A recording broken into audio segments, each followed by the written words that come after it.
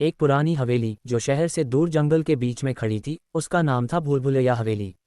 ये हवेली सदियों पुरानी थी और इसके बारे में अजीबोगरीब कहानियां सुनाई जाती थीं। लोग कहते थे कि यह हवेली एक भूलभुलैया की तरह बनी है, जहां दीवारें खुद ब खुद बदल जाती हैं और जो एक बार अंदर जाता है वह बाहर निकलने का रास्ता भूल जाता है। हवेली के मालिक राजा विक्रम सिंह थे, जो 1900 के दशक में रहते थे। उन्होंने इसे अपनी पत्नी रानी लक्ष्मी के लिए बनवाया था, लेकिन रानी की मौत के बाद हवेली में अजीब घटनाएं होने लगीं। रानी की आत्मा अब भी वहां भटकती है, ऐसा लोग मानते थे। आज की कहानी शुरू होती है साल 2025 से। दिल्ली में रहने वाले चार दोस्त अमन, रिया, विक्की और नेहा एक एडवेंचर ट्रिप पर निकले थे। वे सभी कॉलेज के दोस्त थे और हमेशा कुछ नया ट्राई करना पसंद करते थे। अमन एक ब्लॉगर था जो हॉन्टेड प्लेसेस के बारे में वीडियो बनाता था। उसने इंटरनेट पर भूलभुलैया हवेली के बारे में पढ़ा और सोचा कि यह एक परफेक्ट स्पॉट है उनके अगले वीडियो के लिए। यारों, ये जगह कमाल की है। पुरानी हवेली, भूलभुलैया जैसी और ऊपर से हॉन्टेड। हम वहाँ कैंपिंग करेंगे और वीडियो शूट करेंगे, अमन ने उत्साह से कहा। रिया थोड़ी डरपोक थी, लेकिन दोस्तों के साथ जाने से मना नहीं कर सकी। विक्की हमेशा मजाक करता रहता था और नेहा एडवेंचर की दीवानी थी। वे चारों कार से निकले और शाम तक हवेली के पास पहुंच गए। जंगल घना था और सड़क पतली। हवेली का गेट लोहे का था, जंग लगा हुआ और चारों तरफ बेलें चढ़ी हुई। गेट पर एक पुराना ताला था जो अमन ने आसानी से तोड़ दिया। देखो कितना आसान था, उसने हंसते हुए कहा। अंदर घुसते ही उन्हें लगा जैसे समय रुक गया हो।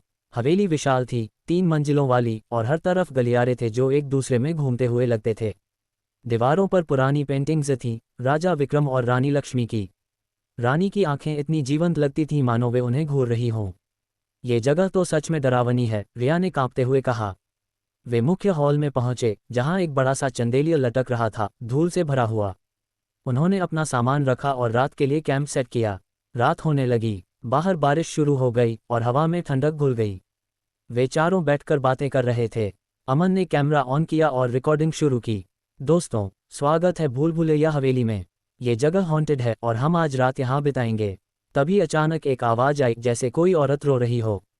क्या था वो? नेहा ने पूछा। विक्की ने मजाक किया, शायद रिया का पेट खराब है। लेकिन सब हंस नहीं सके। आवाज ऊपर की मंजिल से आ रही थी। वे ऊपर जाने का फैसला करते हैं। सीढ़ियां पुरानी थीं, हर कदम पर चरमरातीं। ऊपर पहुंचकर वे एक लंबे गलियारे में दाखिल हुए। गलियारा इतना पेचीदा था कि दाएं बाएं मुड़ते हुए लगता था जैसे वे घूम रहे हैं। ये तो सच में भूलभुलैया है, अमन ने कहा। तभी दीवार से एक दरवाजा खुला और ठंडी हवा का झोंका आया। अंदर एक कमरा था जहां रानी लक्ष्मी का पोर्ट्रेट था। पोर्ट्रेट में रानी की आंखें चमक रही थीं। यह क्या? लगता है जैसे आंखें हिल रही हैं, रिया चीखी। वे कमरे में घुसे। वहां एक पुराना डायरी था, राजा विक्रम की। अमन ने उसे खोला। डायरी में लिखा था, रानी की मौत एक दुर्घटना नहीं थी। मैंने उसे मार डाला क्योंकि वह किसी और से प्यार करती थी। अब उसकी आत्मा मुझे सताती है। ये हवेली उसकी जेल है। पढ़ते हुए सबके चेहरे पीले पड़ गए। तभी लाइट्स फ्लिकर करने लगी और कमरे का दरवाजा बंद हो गया। खोलो इसे, विक्की चिल्लाया, लेकिन दरवाजा नहीं खुला। बाहर से रोने की आवाज फिर आई, इस बार करीब। वे घबराकर इधर उधर भागे। गलियारे में दीवारें बदल रही थीं, एक नया रास्ता खुल रहा था, पुराना बंद। यह क्या हो रहा है? नेहा ने कहा। अचानक रिया गायब हो गई। रिया कहाँ है? अमन चिल्लाया। वे उसे ढूंढने लगे। एक कमरे में पहुंचे जहां पुराने आईने थे। आईने में रानी लक्ष्मी का प्रतिबिंब दिखा, लेकिन वह हंस रही थी। तुम यहाँ क्यों आए? यह मेरी हवेली है, एक आवाज गूंजी। विक्की ने कैमरा गिरा दिया। वे भागते हुए नीचे आए, लेकिन मुख्य हॉल बदल चुका था। दरवाजे गायब थे। बाहर बारिश तेज हो गई थी और बिजली कड़क रही थी। अमन ने फोन निकाला, लेकिन सिग्नल नहीं था। हमें यहाँ से निकलना होगा, उसने कहा। लेकिन निकलने का रास्ता कहाँ? वे फिर ऊपर गए, इस बार एक छिपे हुए कमरे में। वहां रानी की लाश का स्केलेटन था, चेन से बंधा। ओह गॉड, नेहा रो पड़ी। तभी रिया की चीख सुनाई दी। वे दौड़े और पाया कि रिया एक दीवार के पीछे फंसी है। दीवार खुली और रिया बाहर आई, लेकिन उसकी आंखें लाल थीं। मैं रानी हूं, उसने कहा। सब डर गए। अमन ने सोचा कि यह पोजीशन है। उन्होंने रिया को पकड़ा और नीचे लाए। लेकिन हवेली अब जीवित लग रही थी, दीवारें सांस ले रही थीं, फर्श हिल रहा था। रात के 2 बजे थे और बाहर भेड़ियों की आवाजें आ रही थीं। वे मुख्य दरवाजे की तरफ भागे, लेकिन वह बंद था। विक्की ने उसे तोड़ने की कोशिश की, लेकिन असफल। तभी एक छाया दिखी, रानी की। वह सफ़ेद साड़ी में थी, बाल खुले और आंखें जल रही थीं। तुम मेरे साथ रहोगे, उसने कहा। अमन ने डायरी याद की। रानी को मुक्ति दो, उसने चिल्लाया। लेकिन कैसे? वे कमरे में वापस गए जहां डायरी थी। वहां एक गुप्त दराज था जिसमें एक लॉकेट था रानी का। लॉकेट में उसका प्रेमी की फोटो थी। अमन ने उसे जलाने की कोशिश की लेकिन आग नहीं लगी।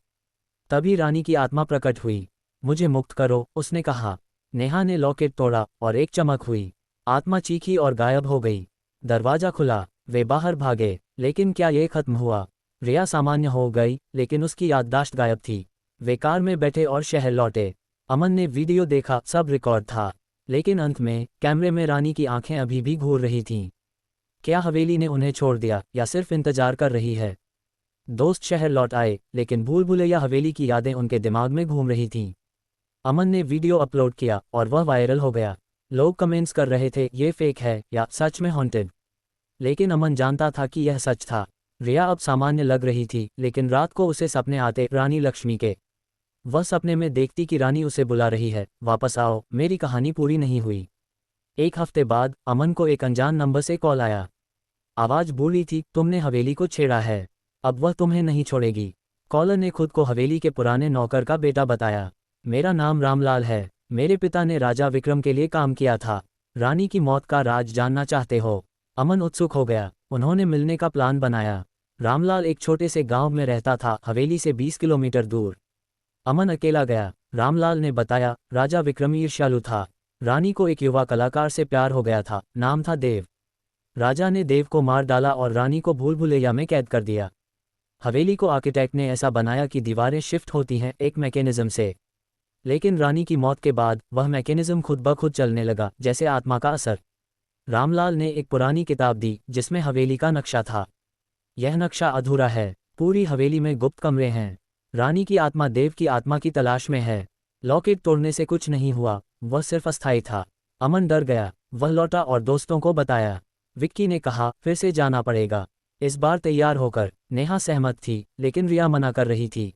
मैं नहीं जाऊंगी, वह मुझे बुला रही है। फिर भी वे चारों फिर से हवेली गए। इस बार दिन में हवेली वैसी ही थी लेकिन अब ज़्यादा डरावनी लग रही थी। वे नक्शे के अनुसार अंदर गए। मुख्य हॉल से बाएं मुड़े, एक गुप्त दरवाजा खोला। नीचे एक बेसमेंट था जहां पुराने सामान थे, राजा की तलवारें, रानी के गहने। तभी फर्श से आवाज आई जैसे कोई खोद रहा हो। वे नीचे उतरे और पाया एक कब्र। कब्र पर लिखा था, देव। ये देव की कब्र है, अमन ने कहा। वे कब्र खोलने लगे। अंदर एक स्केलेटन था, हाथ में एक रिंग। रिंग रानी की थी। तभी हवा तेज हो गई और दीवारें शिफ्ट होने लगीं। रिया फिर ट्रांस में चली गई। देव, मैं आ गई। वह कब्र में कूदने लगी। दोस्तों ने रोका। तभी रानी की आत्मा प्रकट हुई, इस बार देव की आत्मा के साथ। हमारी मुक्ति दो, उन्होंने कहा। अमन ने समझा, रिंग और लॉकेट को जोड़ना है। लेकिन लॉकेट तो टूट गया था। नेहा ने याद किया कि लॉकेट का टुकड़ा उनके पास है। वे ऊपर गए, कमरे में जहां पोर्ट्रेट था वहां रिंग और लॉकेट जोड़े। एक चमक हुई और दो आत्माएं मिलकर गायब हो गईं। हवेली शांत हो गई, दीवारें रुक गईं। वे बाहर निकले। लेकिन क्या यह अंत था? रात को अमन को सपना आया, हवेली फिर बुला रही है। रामलाल ने कहा था, हवेली में और राज हैं। हवेली से लौटने के बाद दोस्तों की जिंदगी बदल गई। अमन का वीडियो मिलियंस व्यूज पा चुका था लेकिन ट्रोल्स कह रहे थे कि यह स्क्रिप्टेड है। रिया अब रात को सो नहीं पाती थी, उसे लगता था कि कोई उसे देख रहा है। विक्की को अजीब मैसेजेस आने लगे अनजान नंबर से, वापस आओ। नेहा ने रिसर्च की और पाया कि हवेली में और मौतें हुई थीं। राजा विक्रम की मौत भी रहस्यमयी थी, उसे भूल भुलैया में फंसा पाया गया, पागल होकर मरा। एक दिन अमन को रामलाल से फिर कॉल आई। बेटा, तुमने गलती की। देव और रानी की मुक्ति से राजा की आत्मा जाग गई है। वह बदला चाहता है। रामलाल ने बताया कि राजा की डायरी का दूसरा हिस्सा है हवेली के टॉप फ्लोर में। जाओ और उसे जलाओ वरना वह तुम्हें मार डालेगा। दोस्त फिर तैयार हुए। इस बार वे टॉर्च, रस्सी और एक पुजारी को साथ ले गए। पुजारी ने कहा, यह जगह शापित है, मंत्र पढ़कर जाओ। वे हवेली पहुंचे। रात थी, चांदनी रात। अंदर घुसते ही ठंडक महसूस हुई। टॉप फ्लोर पर जाने के लिए एक छिपी सीढ़ी थी। ऊपर पहुंचे, वहां एक बड़ा कमरा था, राजा का स्टडी रूम। वहां डायरी का दूसरा भाग था। पढ़ा, मैंने देव को मारकर रानी को कैद किया लेकिन अब मुझे लगता है कि हवेली जीवित है। दीवारें बोलती हैं, मैं फंस गया हूं। तभी कमरा बंद हो गया। राजा की आत्मा प्रकट हुई, काला कोट, आंखें लाल। तुमने मेरी पत्नी को मुक्त किया, अब तुम्हारी बारी। दीवारें शिफ्ट हो रही थीं, कमरा छोटा होता जा रहा था। पुजारी ने मंत्र पढ़े लेकिन आत्मा हंस रही थी। विक्की ने डायरी जलाई, आग लगी और आत्मा चीखी।